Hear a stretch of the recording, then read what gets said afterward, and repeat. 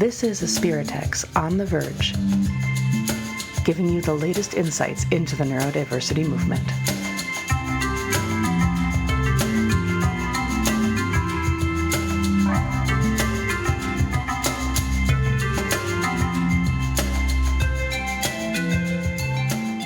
Hello, everyone. Welcome to On the Verge. I am your host, Rachel, and I'm here with our other co-host, Robin. And we are here talking to Sue Cook, who is a neurodiverse individual in the field of social work and psychology. Sue, welcome to our program. We're so excited to have you here. Thank you. I'm happy to be here today. Well, awesome. Well, tell us a little bit about yourself. Let's see. Well, I use they, them pronouns. I am in my mid-40s and I was late diagnosed. I didn't even really figure out I was autistic till about 2/3 of the way through my MSW, and I didn't get formally diagnosed until shortly after my 42nd birthday, when I had already been working as a therapist for over a year.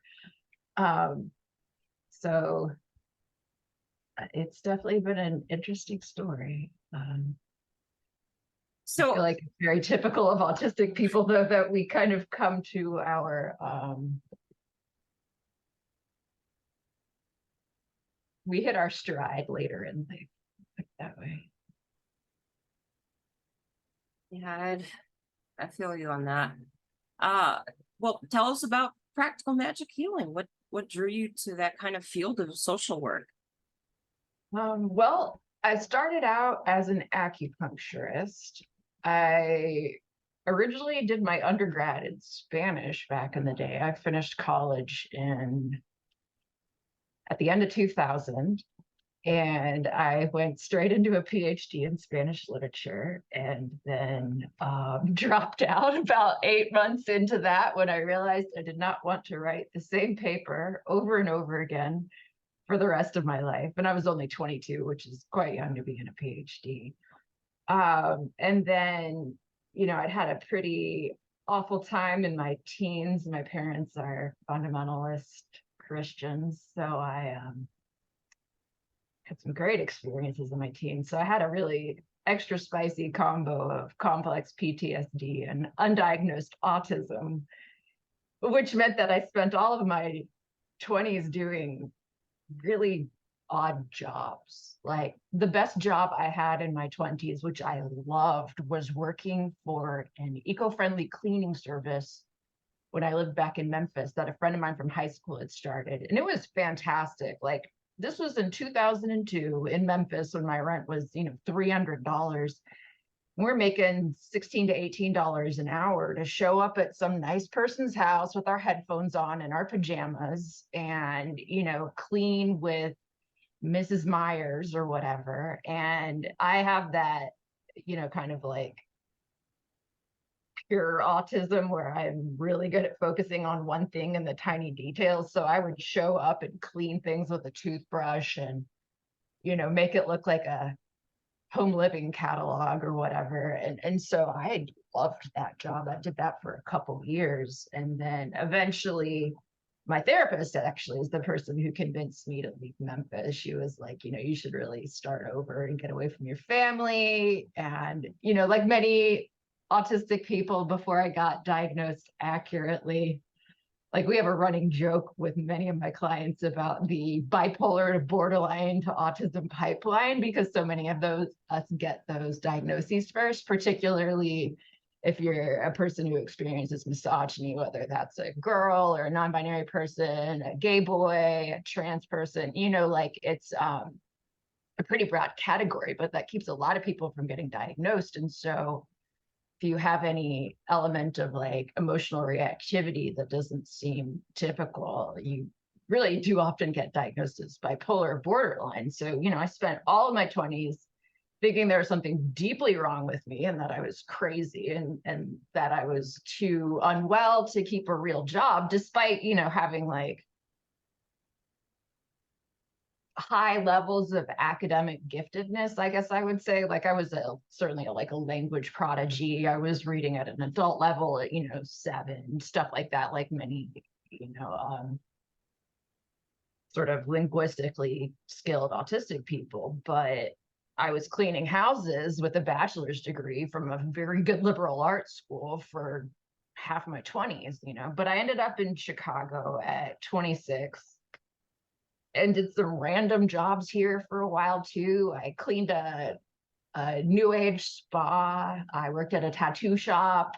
I sold sex toys at a like lesbian owned boutique in Andersonville and Boys Town. That was probably one of the more fun jobs I've had. I was the manager of a cleaning service, and I even had a brief stint doing some light sex work as an internet dominatrix, like, which again, I think like these are very typical stories you hear with particularly late diagnosed autistic people, that we have these extraordinary like academic gifts or whatever, it's like the classic gifted kid who fails in their 20s because you don't know what's wrong with you, but you cannot work a 9 to 5 in office culture, but at the same time, I started developing a lot of chronic health problems. I'd been diagnosed with fibromyalgia at 24, 25, because I had a lot of chronic pain. And at the time in the 2000s, fibromyalgia was definitely very much considered to be a ailment caused by having too many tender, delicate, feminine feelings. Whereas, now the science says that it is an autoimmune condition that impacts your body tissue. But it ended up that I had Ehlers-Danlos syndrome, which I also got diagnosed with in my very late 30s. So I developed all this chronic pain. So I started having difficulty even like keeping a job, because not just the neurodivergence, but just being in pain and being exhausted all the time. And I started going to get acupuncture at the acupuncture school, and it was pretty helpful. It helped me get off a lot of the meds that were making me worse. And then my grandmother died, and my dad inherited a little money, and he was kind of like, we see you struggling. We see you struggling. We don't want you to have to come back home and live with us for all of your, adult years, because we would just hate each other all the time. And so how about we help you go to school? And so I went to school for acupuncture starting in 2008. And because I knew I wanted to help. And there was a lot about acupuncture that did not make sense to me. It's a very kind of, there's a lot of sort of metaphorical ways of looking at the world that to my very kind of like cut and dry, all or nothing autistic brain didn't totally make sense. But I really liked the part of it that was like the orthopedic acupuncture. I really liked the herbalism because it was very Hogwartsy, and so I graduated from that right around the end of 2012, and I named my practice Practical Magic. And I came up with that idea for the name because I had loved the book and I'd loved the movie. And it was maybe the final semester, second to last semester of my program. And we were taking like a business management class, and we had to kind of like do a project about what we wanted our practice to be. And I came up with that name because so many of my clients as an intern would say, well, how does this work? And I'd be like, do you want the science explanation or the magic explanation? And then I was like, okay, acupuncture is kind of in the middle.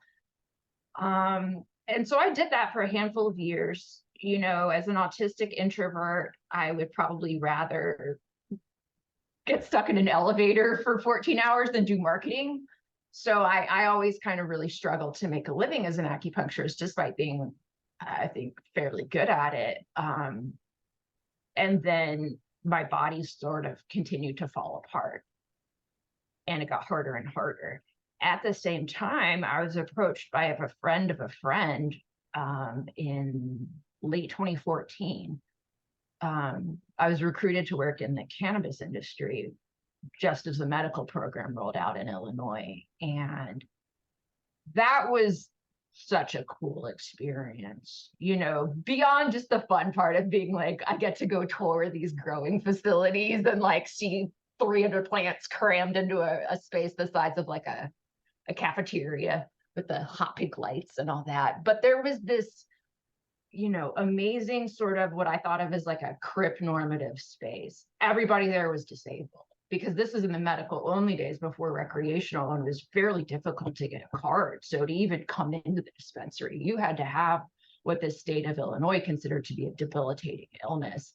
And they've loosened up the criteria a little bit now. So like you can even get a card for autism, which before fibromyalgia was probably the like lightest diagnosis you could get a card for. But I worked there for just over a year and a half, and it was such a really just empowering experience to spend all day talking to disabled people. And I've got a really a detail-oriented brain. So I could remember everything about people, what meds they were on, their pets' names, their partners' names, you know, like what kind of medical stuff they were going through. And not to like toot my own horn, but like this was back when there were still very few dispensaries open throughout the state. And we had at Dispensary 33, we had a very specific model of care where we got a lot more training than any of the other dispensaries did in the like sort of science of how it worked. And because as an acupuncturist, I'd taken pharmacology and I'd taken it to undergrad for fun, you know, I had a pretty extensive knowledge of medications, medical conditions. And so people would come from all over the state to ask me advice. You know, people would bring their like 80-year-old grandma in who had, you know, like ALS or something and be like, how can I get my grandma to feel a little better? And it was just such a powerful experience. And at the same time, my body just kept falling apart. And it got to the point where I couldn't even be on my feet to work at the dispensary. And I came to a really, really difficult place where I didn't know what to do. And I was just lost. And then I remembered that Illinois has this fantastic program called vocational rehabilitation. And I'm lucky that I know about that kind of program because a lot of people don't.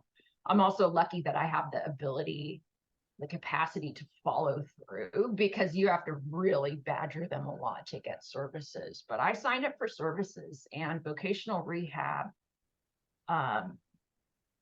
essentially like paid for me to go get a social work degree. And when I, you know, came to that place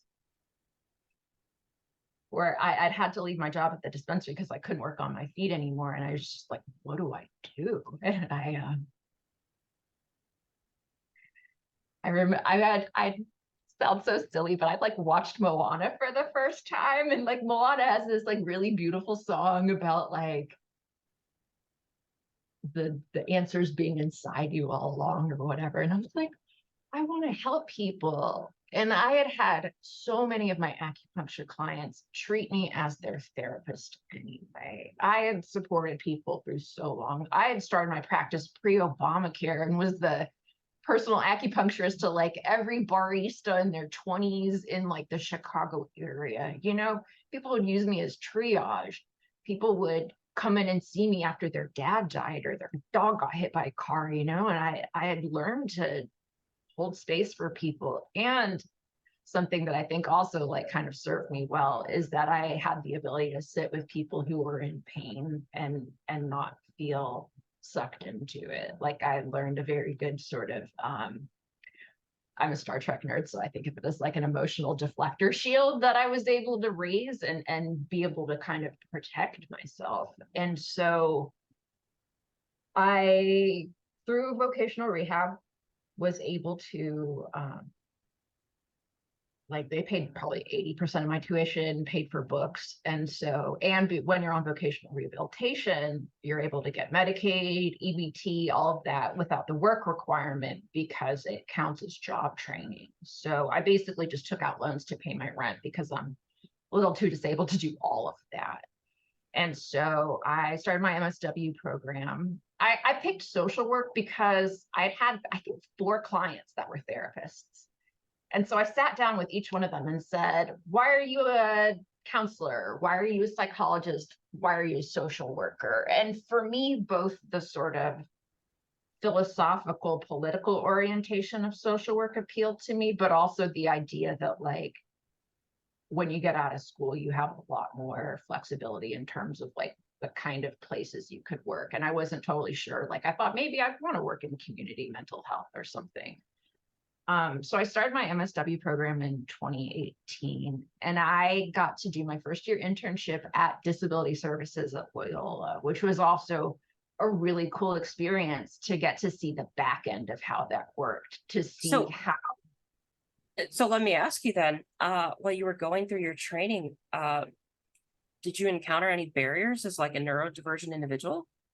Yeah, especially because I didn't know I was, and I was very disabled. I dislocated and tore my hip like 2 weeks into the first semester and was in agonizing pain the whole time.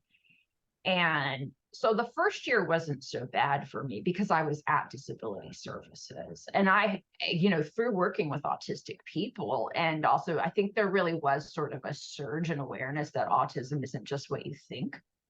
But it really wasn't until I started my second year internship in 2019, and I was interning at a local nonprofit health center that does reproductive health as well as mental health and even some acupuncture. And I'd interned there as an acupuncture student. And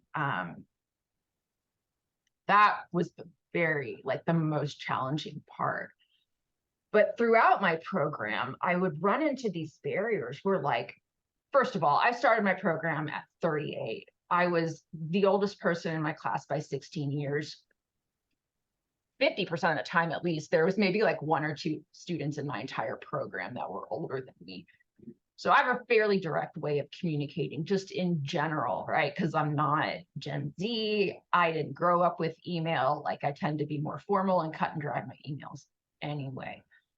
So I had on multiple occasions been taken to task for my tone in an email where I thought I'd just asked for what I needed directly, and that is certainly a very common experience of neurotypical people, and it was so jarring for me as somebody who both already had a master's degree, already had a professional medical license, to have someone younger than me, a dean of a program, like calling me into her office to say, you need to be more, you need to dance around the subject, beat around the bush a little bit more in your emails. And just absolutely, just shocking to me to have people question how I communicated. And so there was that. And then really 2019, 2020, I think were like tough years for everybody, like just the end of that period. And so, I started my counseling internship. I was, providing therapy to, a couple handfuls of clients, and I thought doing fairly good work, but there were these aspects of the training program that were incredibly challenging for me, such as it's fairly standard process to record a session and then play it back and then be critiqued.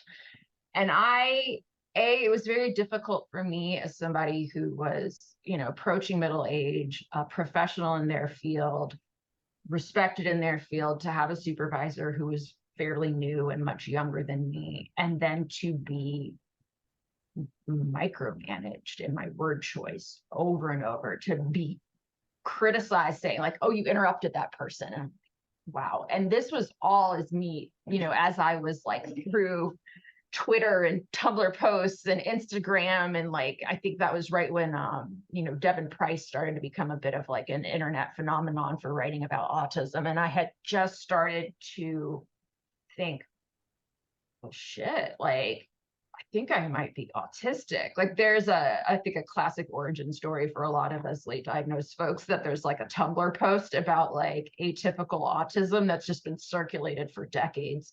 And it's about the pattern that's commonly seen in women and other people who experience misogyny, and as well as people who experience racism, much more emotional, much more expressive, much more gifted in interpersonal communication with this high degree of masking and then just this intense worry and self-scrutiny about it.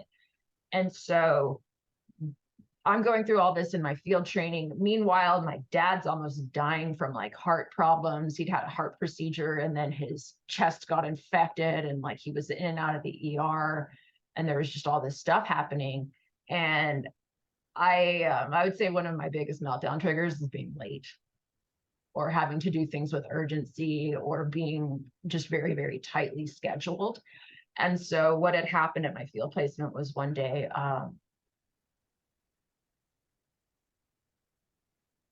it was when my dad was in the hospital and my client showed up in the waiting room. I went to go to the room that I met with them in every week at the same time. And there were people in my room. And it turned out that like somebody else from the clinic was using it for like a medical consultation and they had gone over and nobody had told me that they were using it. And, you know, just for me, having as an acupuncturist who's self-employed, there's always this sense of if I don't like meet the client's expectations, I'm going to lose money, you know? And so I just had a lot of anxiety about that. And I just essentially had a little bit of a meltdown and was a little bit abrupt with somebody who did try to help, you know, and I certainly felt bad about that. But basically I was just like, you know, and then was written up.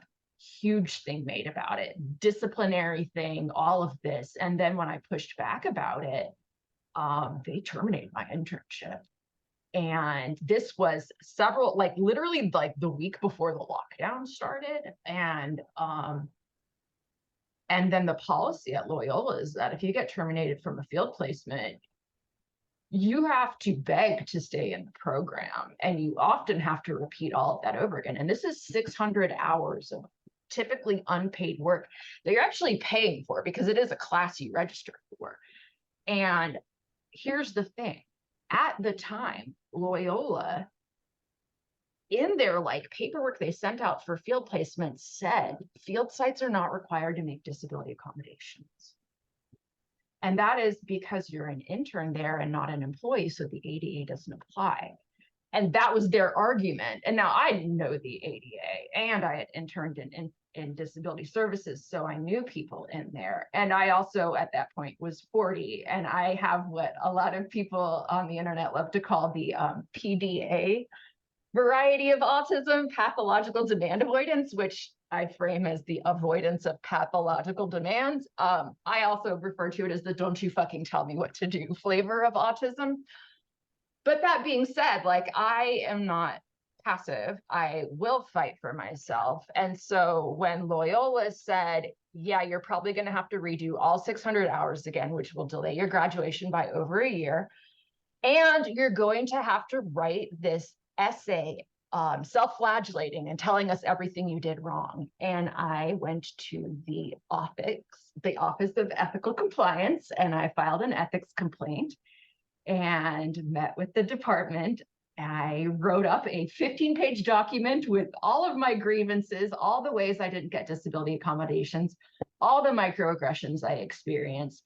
Like literally when they terminated me, they gave me a document that like cited things like my body language. Like they were like, you rolled your eyes when given feedback. And I was like, that is a dissociative autistic response to being overstimulated. My eyes rolled back in my head. I cannot control it. And at that point, that was literally just as I was going, oh, I think I'm autistic. And as we know, if you are not formally diagnosed by a psychologist, your opinion that you are autistic does not mean shit. And so at that point, I had PTSD on the books, and that is enough neurodivergence for me to fight back and defend myself. So in the course of all this, I experienced so much bullshit. It took probably 2 to 3 months to get resolved. At one point, I had a meeting with the internship coordinator at Loyola, who, when I told her that I had been having these trauma responses to having to play process recordings, and some of that is related to like a really messed up trauma I experienced as a teenager where I was in a like Christian troubled teen place where we had an hour a day dedicated to standing one another up and dragging each other through the mud for any rules we might have broken. So it was already like deeply activating and traumatizing for me to be taken to task with that level of scrutiny, because it reminded me of like 14 months of my life spent in what probably very closely resembles like Cultural Revolution era Chinese communist re-education camp, so like there was much that was really, really threatening to me about that specific process. And so I was explaining that to this internship coordinator, and oh God, I can see your faces when I tell you the story. It was so great. And keep in mind, I am 40 years old sitting there talking to this person in probably 30s who says, this is her analogy. When I tell her that, this aspect of the field site requirement was really challenging for me because of the trauma, she said, well, maybe you should consider going into a different type of social work, like leadership. And then this is the analogy she came up with. She was like, it's kind of like, what if you were from a family of long distance truckers and you had a disability that made you unable to drive and you wanted to be a trucker so bad. And I looked at her and was like, can you explain that? And then when the meeting was over, I sent an email that said, can you please explain what you meant by that, and CC'd the whole damn department, and then added that to the list of grievance for the Office of Ethics to step in. And essentially at that point, the director of ethical compliance and the director of student services, which is the department overseeing disability services, got together, met with the head of my department, the dean of social work, and said, you need to train your employees better. It is illegal for the school not to be coordinating disability accommodations for field students. You must change this policy. It is a class they're paying for, and it is a requirement to graduate, and therefore the ADA does apply. So thanks to me, Loyola requires field sites to provide disability accommodations, and the school is required to set that up and make it happen. Does that really happen? I don't know yet. But yeah, I mean, like I had a classmate who was visually impaired who like fell down the stairs at her field site because she was bullied so hard for not taking the elevator because it was not eco-friendly. Like just the bullshit that Loyola was allowing to happen at field sites for disabled students, like they didn't even put like our site's wheelchair accessible on their like massive thing that you like this, Excel spreadsheet you got to pour over to like find your field site. So yeah, that long story short, ironically, now I am an internship supervisor at my clinic and supervise interns from Loyola. And when I got my LCSW, I needed to send the license in just to like update my file with Loyola, and I CC'd the woman who made the truck driver thing, and I said, just wanted to let you know that I've gotten my LCSW, and now I am an autistic therapist who specializes in working with autistic clients. And then I wrote, I'm the little truck driver who could.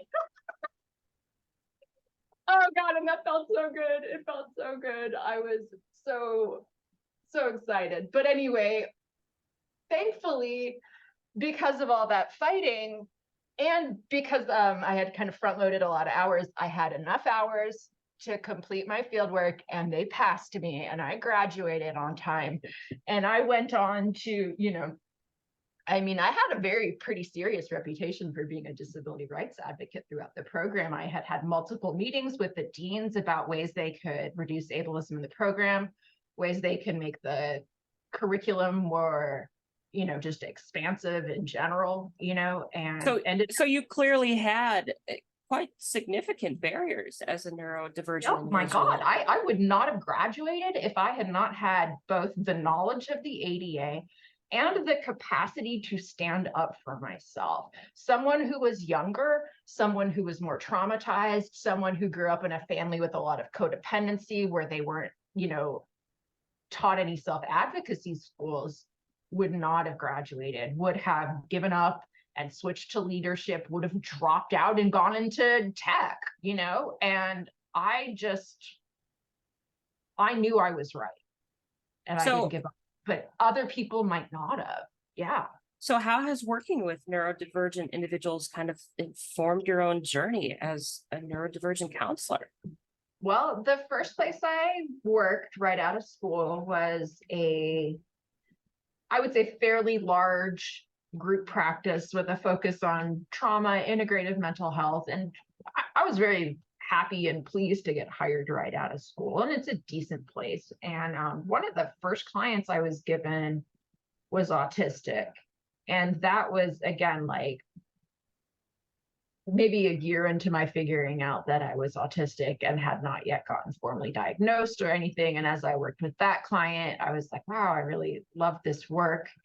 And ended up leaving the practice in the spring of, this is 2023, right? So 2022, I got my autism diagnosis in January. And part of the reason I actually ended up pursuing the autism diagnosis formally was because I had gotten written up at my old job for having a meltdown when I was locked out of the building on a holiday because I was doing acupuncture and therapy, and the office was in the loop, and I'd gone down there on Memorial Day and the lobby was locked and it's very dark in there. So I didn't know there was anybody in there. I got down, I had 30 minutes to set up. I am peering in there, and then I finally think I see movement, so I bang real hard. And it's winter, I have a mask on, I'm like clothed, in big puffy clothes, but I am a tiny person. I am 5'5".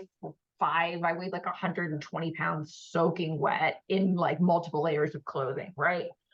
But for some reason, when the security guard finally came out to let me in, she decided that my body language was threatening because I was raising my voice so that she could hear me clearly through my mask.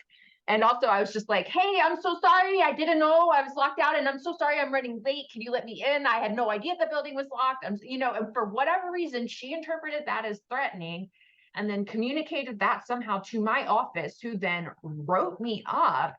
And I was like, what?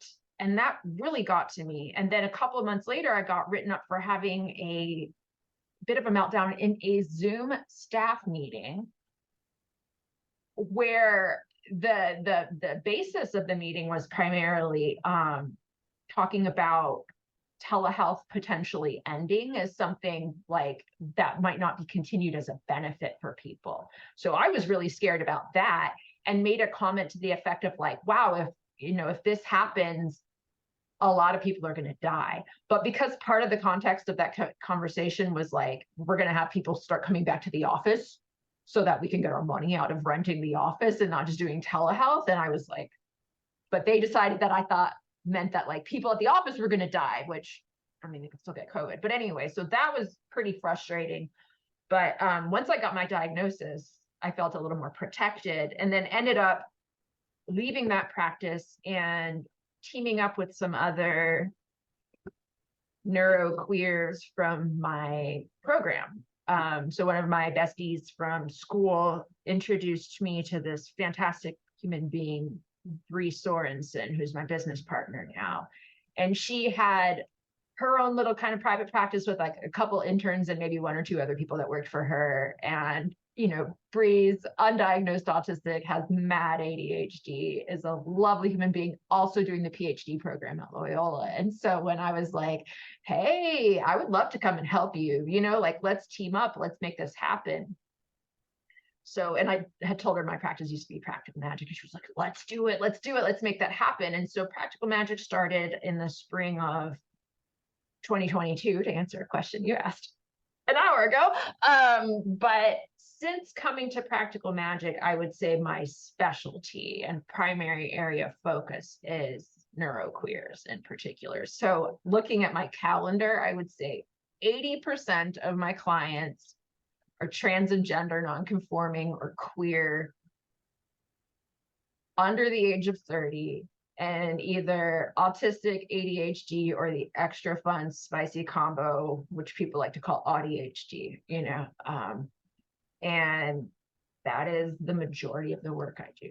And I fucking love it. It is great. I love my job. I love telehealth. There was a component of working in person that I found very exhausting, as well as being high risk for COVID. So doing telehealth works really great for me.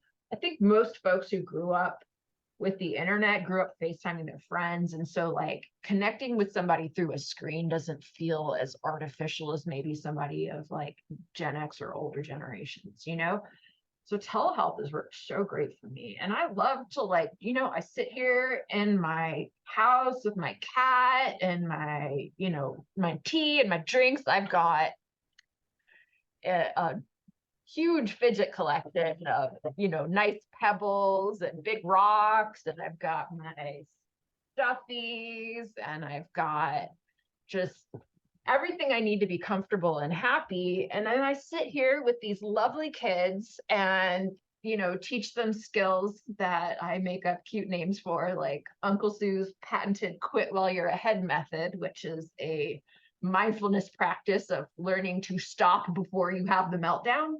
And so that is a lot of, most of my sweet babies have also been traumatized to some extent by the world, by family, by being queer, by being trans, but there's also just an aspect of learning how to be in an autistic body, learning how to be an autistic person in a neuronormative office environment, school environment, learning how, so obviously, I think the biggest skill that any neurodivergent person needs to learn is self-advocacy, which is a really big umbrella term. And I always like to say that the first step in self-advocacy is giving yourself permission to even need stuff. Because so many of us neurodivergent folks, particular people who didn't get diagnosed until late teens or older adult life is that we've thought that there was something wrong with us for so long, and we have all this shame. Why am I like this? Why am I crazy? I am a baby. I can't tell you how many of my clients will have a meltdown and say, I felt like a baby. I still feel like a baby when I have a meltdown at the end of the yellow line train platform because it's snowing and my feet hurt and I don't have cell service to call an Uber and I'm 10 minutes late to the doctor, there I am, a 43-year-old person in the fetal position screaming in a parking lot, right? So even just being able to briefly tell that story to a client, and say, this is normal. It is okay. You are allowed to be the way you are. And what you need is not babyish. It's not childish. It is normal. And I find the work really, really meaningful, but I also find it really enjoyable. And I'd say, in fact, one of the biggest challenges of the work I do is not making it my whole life, because I love my job so much. So let me ask you, because that actually brings up a great question is, what is your opinion of the typical standards of therapeutic approaches that psychology in general uses for ND individuals? I mean, do you think it needs changing? Yeah. ABA, oh God, you can go ask Reddit their opinion of ABA. You know what I mean? I would say there's a sort of prevalent consensus in our community that ABA is generally harmful, particularly the way it was done, perhaps even 10 years ago, 5 years ago. Just for our listeners, could you kind of explain ABA what is ABA is? Applied behavior analysis. And so it's the kind of standard for autistic kids in particular. And it seems to be obviously, because I didn't get diagnosed till 42, I never experienced ABA, but I actually had a very brief stint as someone who was a carer for an autistic kid the summer before I went to college. So I realized, some of the flashcard stuff they made me do with him was ABA. So some of it is, I think, helpful. And that's the stuff about teaching kids safety, don't run out into traffic, don't run with knives, But the problem with ABA is that it often uses a lot of typical conditioning training techniques you would use with a dog.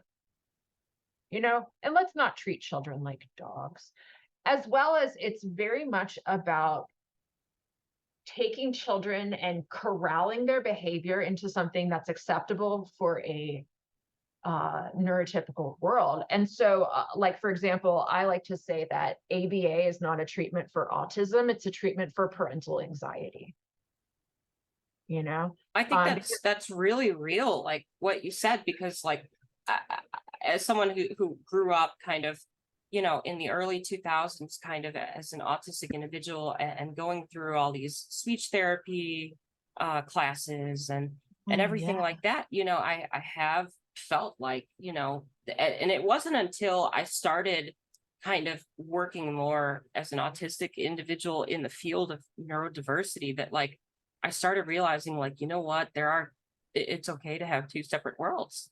mhm, I really think that's the honest truth. And I always framed it as it's trying to force autistic people to live in a neurotypical world by their standards, yeah, their rules, their expectations.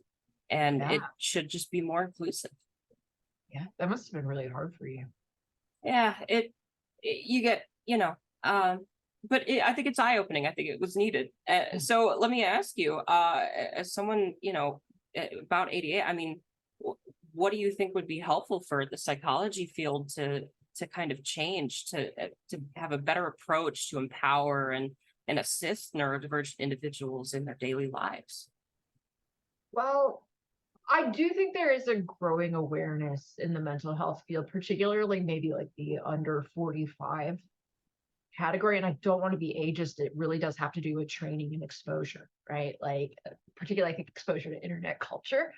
But there's a growing awareness that autism does not need to be cured. That speaking of curing autism is very much a sort of eugenics type idea. And so understanding that autism, like, so for me, I consider myself to be an abolitionist therapist, and that means being anti-racist, that means being anti-transphobia, that means believing in sort of dismantling these tools of oppression that are really kind of entrenched in the academy, in the system, and that is all aspects of mental health care, from, caseworkers who take kids away from a parent who really just needs mental health support, you know and but then there's also the diagnostic gatekeeping. There's this very like white supremacist idea of what are appropriate cultural standards, and then there's just this idea that autism, ADHD really are things that belong to white boys who are cis and straight and middle class and up, and so one, I think it's important to really interrogate the underlying beliefs that underlie the way that psychology, mental health, social work are taught. Some programs are better about that than others. I think the other thing that's important is not even to consider these things disorders, right? Like, I don't even think of like PTSD, right? I just think like post-traumatic stress is a normal human condition. It's a normal human response. It is not a disorder. It is a typical mammalian response to something bad happening. Autism is not a disorder. It is a neurological phenotype, right? It is just, there's a reason autism is in the gene pool. There's a reason ADHD is in the gene pool, right? Like, we have not been bred out because we contributed something to humanity early on. Like, when we were still living on the prairies, right? You needed the autistic people to be like, there is a way to do things. I remember exactly every spring when we put the seeds over there, they grow. Okay. You need those ADHD people to pace around the campfire at night and jump at every noise, right? Like, we kept humans alive. Okay. So we contribute something.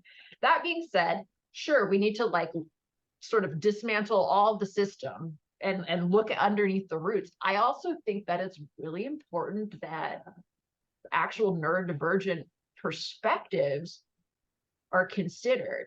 One of the things we're really excited about Practical Magic, we're in the process of converting into a nonprofit. So we got approved in Illinois, and we're logging slowly through the 501c3 paperwork, which will probably not go into effect till later next year. But what we already did do is we were approved as a continuing ed sponsor in Illinois. So I'm wearing multiple hats, but I'm going to start offering classes, how to work with autistic people as a social worker. My first class that I'm planning to do is actually going to be how to sign your student client up for disability accommodations, how to fill out that paperwork so your client will get the accommodations on the first try. So I think that is what's really important. That's incredible. And Robin, I know you had a question. Yeah. Sorry, please, I go was ahead. ranting. No, please, no. This is incredible. This is incredible work that you're doing. Yeah.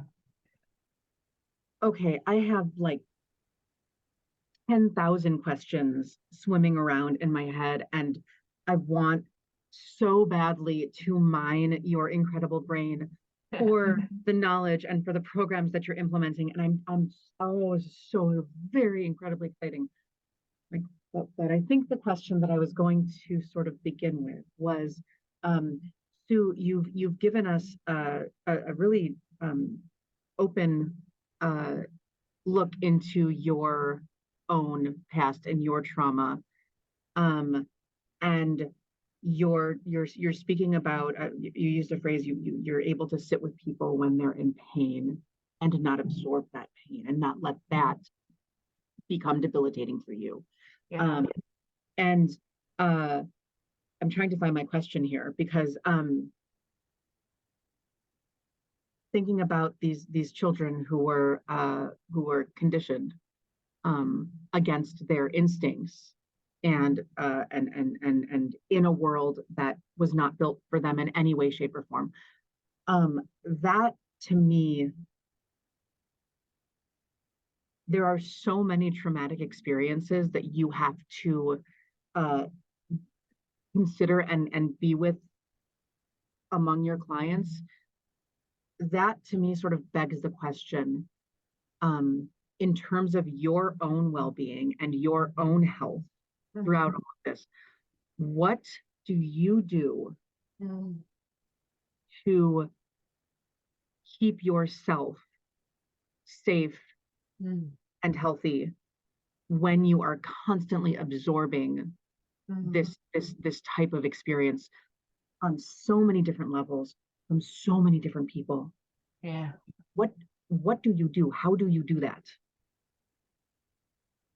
Well, there's certainly an element of, physician heal thyself, which I think is always kind of applicable to all of us. But, I will say I'm very glad that I spent all that time as an acupuncturist and all that time just sort of out in the world, learning my limits and learning my capacity before I started as a therapist. So one, I don't work more than 18 hours a week, including maybe 20 tops, including like admin work, including like my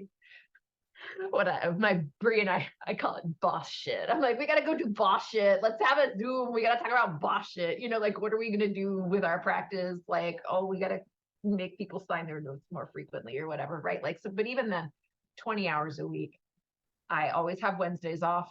I always have weekends off. So I never work more than 2 days without having a rest day. So that's been a big part for me, is like learning my cycles of, how often I need to rest. And then, I will say, like, the one area that's been the biggest, we'll call it a growth edge, right? I think that's a nice, a generous way to put it, as opposed to thing I suck at, but is having a more of a life outside. And I would say the hardest part about that has been being a very high risk person during an ongoing pandemic, a pandemic that is not over, despite what Biden, despite what the CDC, despite what everything is saying. COVID is still just as bad as it ever would. There is a high chance of long-term health risks. Every infection, it is at this point linked with causing something very similar to AIDS. It is known that COVID causes immune deficiency after you have it. It might not be permanent, it might not kill you, but it is certainly an acquired immune deficiency. So that being said, I'm like one of the only people I know who hasn't had COVID, and that is because I stay home and do nothing, and that's been really challenging. In the warm months, I'll tend to like go to the beach a lot and meet up with friends. It's definitely harder in the winter, and it's certainly been a big goal for me to work a little bit harder on spending time with people in real life, outside of my job. Thankfully, I have a couple other friends who are high risk, who take more or less the same level of precautions as me. So I think it's more just a matter of like being like, oh, I have to see a human, because part of it is like I talk to people for a living. So I really kind of want to spend my days off not even speaking to anyone but the cat, like I play a lot of video games. I love to read. Let me look at my Goodreads. I think I'm probably on my 110th book of the year. Let's see. Let's ask Goodreads real quick. I love to toot my own horn about that. Reading challenge. I am on my 121st book, which I'll probably finish tonight. Will be 122. In a slow year, I'll read 120 something books. In a busy year, I'll read 170. But I read for at least an hour and a half in bed every night. I love Reddit. I've been on Reddit for a very long time. And, as I mentioned earlier, I worked in the cannabis industry, but there was this amazing post in a subreddit that's called Autistic Adults. So that's geared a bit towards older folks. And it was like, autistic adults of Reddit, how do you function? And like the top 50 comments were just weed, weed, weed, weed. So that's definitely a big part of it. I am on what I like to refer to as the weed maintenance program, which is I use cannabis medically. And that has been phenomenal for like helping my nervous system stay regulated, as well as for like, kind of nipping the time travel aspect of PTSD in the bud. Back when I had much more severe symptoms, it really helps you kind of stay in the now. It also really helps with the time travel aspect of chronic pain, which is, oh God, I'm going to feel this way forever, and then you have a little weed and you're like, but right now I'm okay. I can tolerate the next couple hours. And so, I play video games. I read a lot of books. I love doing elaborate baking projects. I go to the beach with friends. I joined a Discord server that I found via the Lex app for local queer COVID conscious people. And we've been working on setting up like virtual events. And I'm going to try it. Like they've also been doing really well about posting like masked only events. So I'm really going to try to make myself leave the house more this winter. But yeah, self-care is, and then I talk to my own therapist often. I would consider myself to be in fairly excellent mental health, which I think feels really good to me because I had very, very hard mental health. I went to the hospital in my 20s, had suicidal depression for a very long time. And I think I'm really happy. The world is so hard. There is, there are multiple genocides happening in this world. It's just poverty, inflation. The government is not on our side. There's so much woe. There's so much tragedy. And how do we keep from getting sucked into that? And I would also say that I am very lucky in that when I was in undergrad, the school I went to required 2 years of either religion or philosophy classes. And I took a year of like Buddhism, and really did a very deep dive into Buddhism in my early 20s, which both helped me recover from like my religious trauma and also helped me learn a sort of philosophical orientation for my mind that lets me understand that, pain is inevitable, but suffering is optional. Well, Sue, I want to thank you for taking the time. I know we went over our time usually that we had scheduled, but it has been such a pleasure and a lot of, everything that you've talked about, even, your time at Loyola and trying to advocate for, disability, rights and being able to have that inclusive space, and everything. I really want to thank you. It's been very eye-opening having you here on The Verge. Yeah. It's exciting to meet y'all. Well, that was a pleasure having Sue on our program. They gave us such an incredible insight.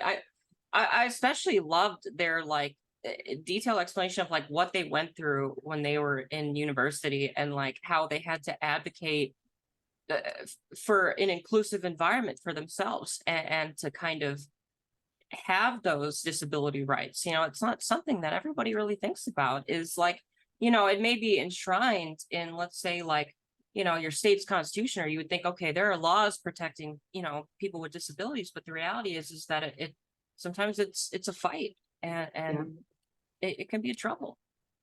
And oftentimes they're not utilized properly, or considered properly. And the fact that who had the strength and wherewithal to advocate for themselves through all of that hardship and through all of those barriers is really, it's just really incredible to me.